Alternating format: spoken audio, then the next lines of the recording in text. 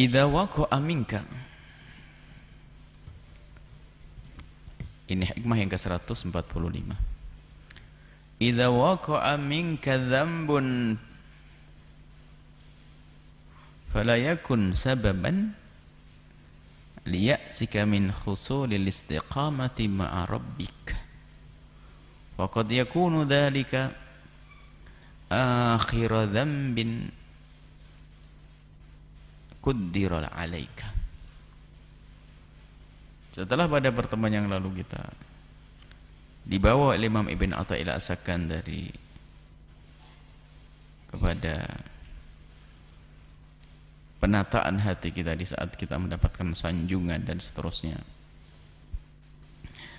Sekarang mengarah kepada bagaimana jika seseorang itu bukan disanjung oleh manusia, akan tapi menemukan dirinya terpuruk dalam kemaksiatan, kebalikannya yang tadi.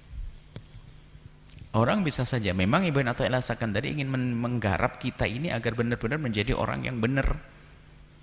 Kemarin di saat orang menyanjung kepada kita dengan segala kebaikan yang kita lakukan, bagaimana sikap kita? Sekarang tidak. Kita makhlul khata' wa nisyan. Kita tempat lupa, lalai. Bahkan kita biasa dengan dosa. Maksudnya tempatnya orang melakukan dosa. Kita ini artinya hamba yang tidak maksum, artinya bisa saja melakukan dosa. Nah, bagaimana kita menyikapi dosa kita ini? Jelas, tobat itu jelas. Ada orang disanjung dengan kebaikan lalu terbang, hilanglah dia, hancur. Ada orang yang di saat melakukan dosa terpuruk dia. Maka Imam Ibn Athaillah As-Sakandari ingin narik kembali mereka. Yang disanjung agar tidak melambung, lalu dikembalikan kepada kenormalannya.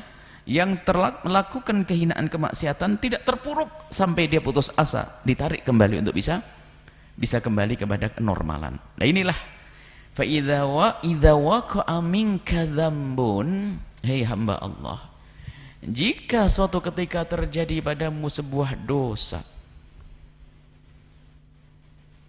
fala yakun dzalik, fala yakun sababan, jangan sampai dosa yang engkau lakukan itu menjadi sebab liyaksika, keputusasaanmu, min husulil istiqamati ma'a rabbik, dari keistiqomahanmu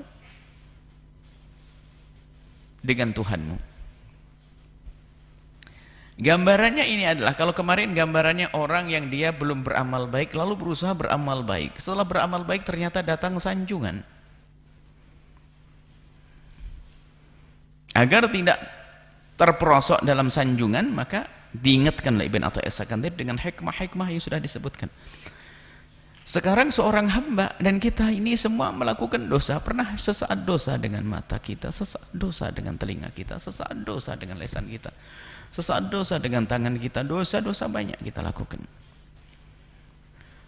Karena kita sudah di jalan Allah, kita kan salik, pencari ridha Allah, murid. Maka kita berupaya untuk meninggalkan dosa, kita ingin melakukan kebaikan, mohon ampun kepada Allah. Dan kita sudah mencoba itu semuanya. Akan tapi ternyata suatu ketika, inilah, kepleset. Innalillah, kepleset. Maka Imam Ibn Athaillah As-Sakandari mengingatkan, kalau ternyata kamu kepleset, ya jangan malah kamu terpuruk. Jangan sampai di saat engkau kepleset itu menjadikan sebab kamu putus asa. Karena pada hikmah sebelumnya itu kan disebut bahwasanya tanda-tanda orang yang baik akan dimudahkan Allah untuk kebaikan, maka di saat melakukan kemaksiatan itu artinya tidak ditolong oleh Allah dan sebagainya. Jangan sampai di saat seseorang sudah mulai hijrah dan beristiqomah di dalam kebaikan, kemudian suatu ketika kepleset lagi, jangan sampai mendengar bisikan iblis yang menjadikan dia putus asa, lalu nggak mau lagi istiqomah dalam kebaikan. Setan akan membisikkan begini, nah kan, kamu ingat enggak hikmah-hikmah sebelumnya? Kalau kamu bermaksiat begini, tandanya tobatmu kemarin nggak diterima. Itu setan membisikkan. Buktinya kamu terjerumus lagi. Kalau memang begitu ngapain pun tobatmu tidak diterima? Artinya apa? Di dunia kamu sudah meninggalkan kesenangan sekarang, di akhirat kamu tidak diampuni juga, kan percuma. Mending kamu senang-senang di dunia, sama paling tidak untung di dunia, biarpun di akhirat kamu tidak untung. Nah ini kan bisikan setan. Setan membisikkan, coba sekarang kamu lihat, kamu sudah tobat-tobat, tidak diterima, kan kepleset buktinya kamu. Berarti kamu di dunia sudah nggak di dunia kamu tidak bisa bersenang-senang bebas seperti saya, kata iblis ini. Kemudian setelah itu di tobatmu juga nggak terima, di akhirat tetap saja diseksa. Ya sama-sama kamu diseksa, mending kamu terus saja maksiat sama saya. Ayo, berpikir dia benar juga ya, saya sudah berusaha istiqomah nggak bisa. Sementara hikmah sebelumnya kan, atau petuah-petuah yang pernah didengar adalah tanda orang baik dimudahkan oleh Allah, tanda kekasih Allah susah maksiat, tanda ini. Lah saya sudah istiqomah maksiat, berarti saya tidak terima. Itu bisikan iblis. Jangan dengar bisikan iblis. Dengar apa yang dikatakan Imam Ibn Athi'illah As-Sakandari. Jangan sampai terperosokmu dalam kemaksiatanmu setelah dirimu berusaha untuk istiqomah meninggalkannya, istiqomah dalam kebaikan. Jangan sampai terperosokmu saat ini menjadikan sebab engkau putus asa untuk beristiqomah dalam kebaikan, dalam kemuliaan. Karena bahaya sekali orang putus asa ini. Dia tarik kembali oleh Ibn Athi'illah As-Sakandari, ada harapan untukmu. Dan memang manusia adalah seperti itu, tempatnya bersalah. Asalkan tobatmu benar, kalaupun kamu kepleset maka Allah akan mengampuni. Asalkan tobatmu benar, tobat yang sesungguhnya, penyesalan yang sesungguhnya. Wa qad yakunu dzalika akhiru dzambin quddir 'alaika. Bisa jadi dosa yang kamu lakukan saat itu adalah akhir dosa yang engkau lakukan. Diiming-iming oleh Ibn Athi'illah As-Sakandari agar bergegas menuju pertobatan. Bahkan sebesar apapun dosa yang dilakukan seorang hamba, jangan putus asa dengan kepada Allah. Allah Maha Pengampun, sangat luas dengan pengampunannya. Jangan sampai berkata sudah terlanjur banyak dosa, percuma. Jangan ngomong begitu, ketahuilah pengampunan Allah lebih luas daripada dosa yang dilakukan seorang hamba, dengan catatan hamba itu rindu, mengharap, mau datang kepada Allah untuk memohon maaf. Nah bisa jadi, nah inilah agar ini dimotivasi, agar tidak putus asa. Bagaimana Ibn Athi'illah memotivasi? Bisa jadi dosamu ini adalah dosa terakhirmu. Terakhir bagaimana? Setelah itu akan ditolong oleh Allah, dicatat engkau tidak akan dosa lagi. Percaya dengan omongan Ibn Athi'illah As-Sakandari. Kepleset lagi dia, diseru. Bisa jadi ini yang terakhir, kemarin belum terakhir, ini terakhir, ini beneran. Artinya berharap bahwasanya itu dosa terakhir itu tetap harus ada, supaya berharap maafnya pun juga terus. Bahkan jangan sampai ada lintasan dia akan melakukan kemaksiatan lagi, karena itu menunjukkan kalau dia tidak serius dalam bertobat. Jadi merasakan bahwa itu dosa terakhir itu memang dibarengin dengan penyesalan, saya tidak akan melakukan lagi, ya Allah itu dosa nggak bener, haram aku terus. Itulah merasakan itu dosa terakhir. Ya, kalau nanti kepleset lagi ini babnya beda, namanya manusia, sesaat lupa, lalai, syahwat segala macam. Yang nggak bener adalah dia beristighfar dengan lesannya, diam-diam pikir dan hatinya merencanakan dosa lagi. Ini adalah istighfar dusta, bukan itu. Maka dia masih mengatakan nanti ada dosa lagi setelah ini. Kenapa? Ada perencanaan di hatinya. Maka kalimat dosa terakhir ini diyakini karena memang dia tobat. Ya Allah, astagfirullahaladzim, tapi aku takut terjerumus lagi. Enggak, itu dosa terakhirmu sudah aman. Meyakini itu penting, sehingga dia menyesal dengan sesungguhnya. Kemudian bersama berjalannya waktu, kadang dia lupa dengan dosanya yang kemarin, kepleset lagi. Manusia. Ada seseorang ngadu kepada Rasulullah, ya Rasulullah, aku melakukan dosa, apakah ada pengampunan? Ada, tapi aku sudah berusaha untuk meninggalkan, kepleset lagi. Apa yang harus aku lakukan? Kau minta maaf lagi. Iya Rasulullah, aku minta maaf dan serius aku menyesal, tapi berjalan waktu aku lupa lagi, kepleset lagi. Minta maaf lagi. Sampai kapan ya Rasulullah? Sampai kau bosan baru Allah tidak memaafkan. Oh. Tapi bukan malah main-main dengan dosa, bukan. Dia menyesal dengan sesungguhnya. Karena orang tuh terjerumus itu bermacam-macam cara. Kemarin terjerumus dengan cara ini, bergaul dengan kawan baru terjerumus dengan begini, terjerumus. Biasanya itu kalau sudah orang bertobat tuh maksiatnya tuh berbeda. Bukan maksiat yang serupa. Kalaupun maksiatnya serupa, sebabnya beda, begitu. Bukan dengan sebab yang sama. Kalau sebab yang sama itu ada tanda kalau dia nggak tobat. Dia kepleset dalam misalnya zina di tempat itu dengan orang itu dengan cara beginilah. Lah kok terjerumus lagi begitu? Berarti dia mendekati tempat itu dengan orang itu dengan cara itu, berarti bohong itu tobatnya. Makanya kalau orang tobat itu biasanya dosanya berbeda yang dilakukan. Kalau dosa yang sama itu tentu biasa sebabnya berbeda. Yang memicu untuk melakukan maksiat itu berbeda. Bukan sama. Nah, ini tanda ketulusan. Baik, sudah benar-benar bertobat, tapi kepleset lagi. Jangan mau mendengar bisikan setan yang mengajarkan untuk putus asa. Seperti setan itu sudah putus asa, nggak ada harapan kok dia. Nah, kemudian bisa jadi dosamu itu dosa terakhirmu. Lah begitu. Meyakini itu dosa terakhir itu maksudnya semangat kalau dia ingin meninggalkan. Dosa terakhir tidak. Maksudnya terakhir apa? Aku gak akan melakukan lagi. Harus ada begitu. Kata dosa, kalimat dosa terakhir ini tidak ada maknanya kecuali memang dari sang pendosa itu yang ingin berhenti menyesali kejadian tersebut. Artinya kalau memang begitu kisahnya diampuni oleh Allah. Atau maksudnya dosa terakhirmu praktis, bisa jadi saat kau bertobat saat itu serius lalu dicabut nyawamu, berarti kau meninggal dalam keadaan sudah bertobat. At-taibu minadz-dzambi kaman la dzambalah, dosa masa lalumu dihapus semuanya oleh Allah. Beruntung saat itu. Nah, ini makanya jangan sampai putus asa dan menunda pertobatan. Coba kalau ternyata tidak tobat, mati dalam keadaan belum tobat, akan hadir itu dosa-dosa menemani di saat berada di alam barzah, belum lagi nanti di saat dibangkitkan di padang mahsyar akan membebani perjalanannya dan akan menjadi tersiksa lalu tersendat kepleset di neraka jahanam di saat menyeberang sirat. Tapi kalau sudah tobat nih, jadi dua-duanya menguntungkan, hanya bedanya yang kedua cepat mati. Dan semua orang harus sadar akan kematian itu, bahwasanya ia bisa datang sewaktu-waktu. Enggak pakai pesan. Kadang pakai pesan, sakit iya ada tanda-tanda, tapi tidak tanda-tanda, banyak orang meninggal dunia. Maka beruntung sekali kalau dia sudah menyesali dosanya, bertobat, kok kemudian meninggal dunia.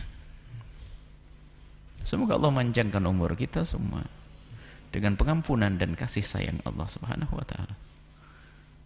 Nah ini kemudian kisah orang-orang mulia yang dengan bertobat banyak, bahkan dikatakan oleh minas soleh, sebagian orang soleh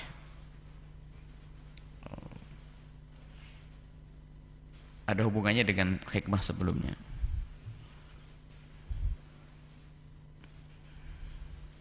Beliau mengatakan bahwasanya dia ngadu kepada Allah dalam doanya,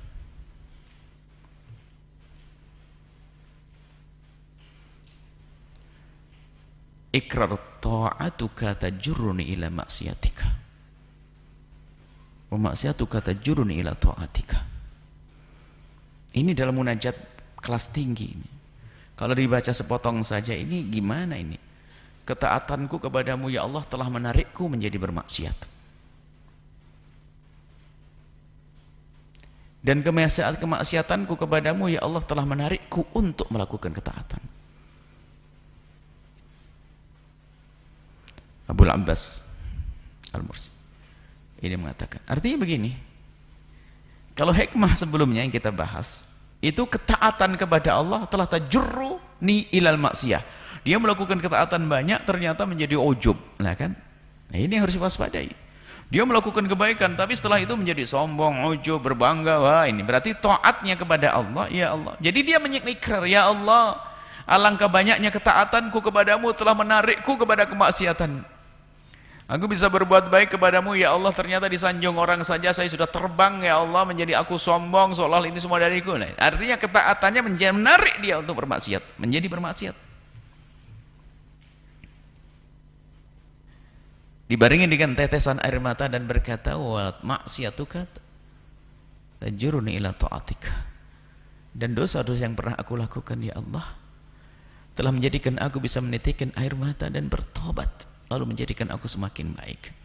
Bukan ini artinya kita harus melakukan dosa agar kita melakukan taat atau tidak. Ini ikrarnya seorang hamba di hadapan Allah yang memang dia di antara dua ini, hikmah sebelumnya ini dan hikmah setelahnya yang dikatakan oleh Bandi. Bahwasanya kadang seorang hamba itu dengan ketaatan bisa saja dia terpleset dalam ujub, kesombongan. Iblis sombong, terkutuk sepanjang masa bahwa sakwara sombong karena kebaikannya. Dia ahli ibadah. Kalau iblis itu diborong dua-duanya. Kalau hamba Allah ada yang di saat melakukan kebaikan dia terjerumus dengan kebaikannya masuk wilayah ujub. Ada lagi yang bermaksiat, dia putus asa, nggak berharap lagi pengampunan dari Allah, maka terjerumus. Ini manusia satu. Kalau diambil dua-duanya kacau. Iblis ini yang mengambil dua-duanya. Dia ahli ibadah, tidak ada sejengkal tanah yang diciptakan oleh Allah kecuali pernah dilakukan untuk sujud. Cuman ini sujudnya, ibadahnya yang banyak ini telah menjadikan dia sombong. Maka di saat disuruh sujud kepada Nabi Adam alaihissalam, dia nggak mau, aba wastakbar. Dia tuh mikir bagaimana aku yang sudah punya prestasi ibadah banyak, suruh sujud sama Adam yang baru diciptakan. Ini nggak ini hitungannya bagaimana ini? Berarti apa? Ibadahnya yang banyak menjadikan dia sombong tadi. Berarti inilah ta'at tajurru ilal maksiyati. Sudah begitu dia ditegur begitu, mestinya kan tobat. Enggak, putus asa. Makanya iblis itu merangkap dua dosa. Kalau Nabi Adam, bapak kita, maka manhaj kita tuh manhaj abawi. Anaknya Nabi Adam ya ikut Nabi Adam, bukan ikut iblis. Kalau melakukan kesalahan jangan banyak berhujjah. Langsung katakan, nah Rabbana zalamna anfusana. La lam taghfir lana wa tarhamna lanakunanna. Nah ini, la tarhamna. In zalamna anfusana, langsung aku ya Allah Rabbana. Ya Allah zalamna anfusana. Kami telah berbuat zalim lah ini. Tapi iblis diambil semuanya. Maka dari itu ayo kita mengambil saripati daripada hikmah sebelumnya dan kita gabungkan dengan hikmah hari ini. Ayo waspadalah di saat dirimu berada di dalam segala kemudahan di dalam kebaikan. Jangan sampai hal tersebut menjadikan dirimu sombong atau ujub, karena itu adalah manhajnya iblis. Begitu juga jika ada yang terpuruk dalam kehinaan, jangan semakin jauh. Tuhanmu Allah Maha Pengampun, dan pengampunan Allah sangat lebih luas daripada dosa-dosa yang kau lakukan. Siapapun dirimu, pekerjaan apapun yang pernah engkau lakukan, Tuhan Allah sudah menjanjikan melalui lisan Nabi, at-taibu minadz-dzambi kamana dzambalah. Bahkan Allah Jalla Jalaluhu sudah memastikan bahwasanya dalam firman-Nya, innallaha yuhibbut tawwabin, Allah mencintai orang yang bertobat. Bahkan dalam banyak firman disebutkan tentang kisah-kisah pendosa, ternyata mereka adalah dikatakan sebagai ahli surga dengan ciri bergegasnya mereka menuju surga, sementara dia adalah punya dosa. Wasari'u ila maghfiratin min rabbikum. Setelah itu ayatnya adalah walladzina idza fa'alu fahishatan, mereka pelaku-pelaku kekejian, dzalamu anfusahum, melakukan kezaliman kepada diri mereka, melakukan dosa, akan tapi kesadaran, zakarullah, mereka ingat kepada Allah, walam yusirru ala ma fa'alu wa hum ya'lamun, tidak terus-menerus melakukan dosa, menyesal. Maka inilah yang harus kita hadirkan, manhaj abawi. Kita ngikut Nabi Adam. Dosa iya, Nabi Adam mengajari. Kalau ada langsung saja akui kesalahanmu di hadapan Allah. Kita berurusan dengan zat yang Maha Pengampun kok. main sembunyi-sembunyi, apalagi kita malah berhujjah. Nggak ada artinya kita berhujjah mencari pembenar kalau memang salah. Mengadulah kepada Allah dan jangan putus asa. Termasuk yang sudah mulai melakukan kebaikan dan kebaikan, ternyata kok kepleset lagi, jangan putus asa. Kembalilah kepada Allah, bertobat, barangkali itu adalah dosa terakhirmu dan kita tidak tahu apakah masih punya waktu atau tidak untuk bertobat. Kalau punya waktu, alhamdulillah. Kalau sudah tidak, sudah bertobat, maka diampuni oleh Allah Subhanahu wa ta'ala. Ini yang bisa kita hadirkan dalam kesempatan ini. Semoga Allah Subhanahu wa ta'ala menjaga kita semuanya di saat kita bisa melakukan kebaikan apapun, baik dengan perilaku kita, lisan kita, ilmu kita, jangan sampai itu menjadikan kita jauh dari Allah. Dan siapapun yang terpuruk dalam kemaksiatan, bergegaslah menuju Allah, jangan tunda esok hari, karena bisa jadi itu adalah dosa terakhirmu. Berharaplah terus kepada Allah yang Maha Pengampun dan kembalilah. Allah sangat senang dengan hambanya yang bertobat. Ajib. Allah sangat senang dengan hambanya yang bertobat. Lebih senang, cuman ini hanya sekedar menggambarkan. Adapun senangnya Allah itu bukan berubahnya rasa, itu bukan. Senang Allah disebut, kalau makna senang dan kasihnya Allah dinisbatkan kepada Allah adalah suatu makna yang khusus bagi Allah Jalla Jalaluh. Melebihi daripada senangnya seseorang yang hilang ontanya dan bersama ontanya itu makanannya di padang pasir. Makanannya itu tiba-tiba lari hilang. Wah, ini padang pasir, mati saya. Onta pergi, makanan nggak ada. Capek dia baring, di saat tidur melek, ontanya ada di depannya. Gembiranya kayak apa ini? Itu loh. Ini hanya sekedar memberikan contoh agar kita paham makna kegembiraan sebagai manusia. Tapi bagi Allah bukan gembira seperti kita, tidak. Maksudnya gembiranya Allah itu, senangnya Allah itu ridho kepada hambanya yang bertobat. Dan memang Allah Maha Pengampun, maka jangan ragu, jangan tunda untuk bertobat. Semoga Allah mudahkan kita untuk beramal baik dan menjaga dan menerima amal kita, dan semoga Allah mengampuni segala kesalahan kita dan dosa kita, dan semoga Allah memberikan kepada kita keistiqomahan dalam kebaikan dan keistiqomahan di dalam meninggalkan kemaksiatan.